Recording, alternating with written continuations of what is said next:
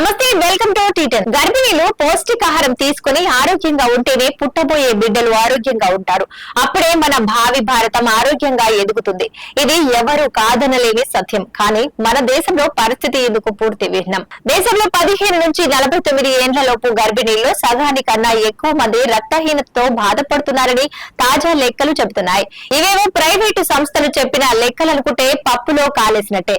స్వయంగా కేంద్ర ప్రభుత్వమే ఇటీవల ప్రకటించిన పచ్చి నిజాలు. 5వ జాతీయ కుటుంబ ఆరోగ్య సర్వే ప్రకారం మన దేశంలో గర్భం ధరించిన మహిళల స్థితి ఈ విధంగా ఉంది.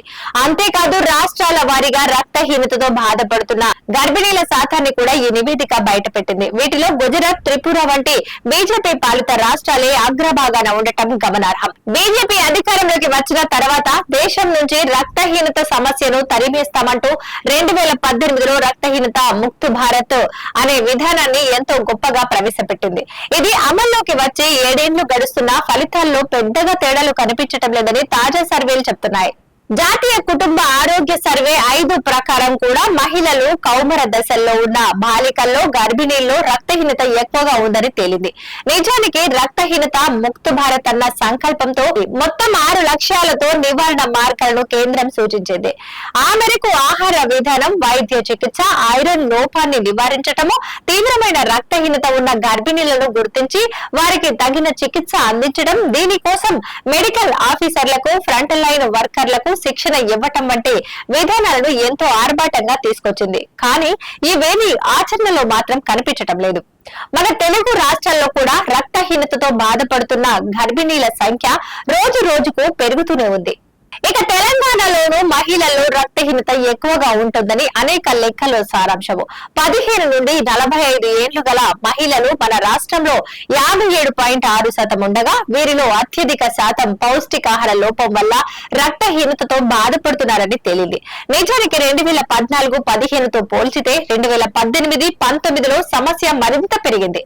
దీన్ని బట్టి సమస్య ఎంత తీవ్రంగా ఉందో బీజేపీ తీసుకొచ్చిన రక్తహీనత ముక్త్ భారత్ ఏ మేరకు పనిచేస్తుందో ప్రత్యేకంగా చెప్పాల్సిన పని లేదు. గర్భిణీ దశలో పోషకాహారం తీసుకోకపోవటం వల్ల తల్లి బిడ్డలపై దుష్ప్రభావం చూపుతుందని ఎన్నో నివేదికలు చెబుతున్నాయి.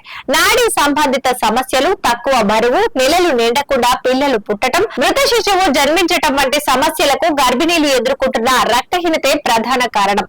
రాష్ట్రంలోని మారుమూల గిరిజన ప్రాంతాల్లోని గర్భిణీలకు పౌష్టికాహారం సరుకులు అందటం గగనంగా మారిపోయిందనేది ఎవరూ కాదనలేని వాస్తవం. ప్రభుత్వాలు ఏళ్లుగా ఎన్ని విధానాలు తీసుకొచ్చినా రక్తహీనతను నివారించలేకపోతున్నాయి. పైగా నేడు మారుతున్న వాతావరణ పరిస్థితుల కారణంగా గర్భిణీల ఆరోగ్యం మరింత అధ్వానంగా మారుతోంది. దేశంలోని పెద్ద రాష్ట్రాల కేటగిరీలో అత్యధికంగా పశ్చిమ బెంగాల్లో 71.7% మంది రక్తహీనత బాధితులు నమోదయ్యారు. ఈ దుస్థితికి పౌష్టికాహార లోపమే ప్రధాన కారణమనేది నిపుణుల మాట. అలాగే ప్రసవ సమయంలో అధిక రక్తస్రావం అయినప్పుడు రక్తహీనత ప్రాణాంతకంగా కూడా మారుతోంది. బాలింత మరణాలకు దాదాపు 70% ఇదే ప్రధాన కారణం. వీటికి తోడు విటమిన్ B12, ఫోలేట్, ఏ విటమిన్ లోపాలు, వాయు కాలుష్యం కూడా తోడై సమస్యను మరింత జటిలం చేస్తుందని నిపుణులు చెప్తున్నారు. కనుక పాలకులు సమస్య పరిష్కారం కోసం ఈ వైపుగా కూడా తక్షణం దృష్టి పెట్టాల్సిన అవసరం ఉంది. సమస్య మూలాల్లోకి వెళ్లకుండా పరిష్కరించడం సాధ్యం కాదు. ఆరోగ్య భారతం నిర్మితం అవ్వాలంటే గర్భిణీలకు పౌష్టికాహారం అందుబాటులో ఉండాలి.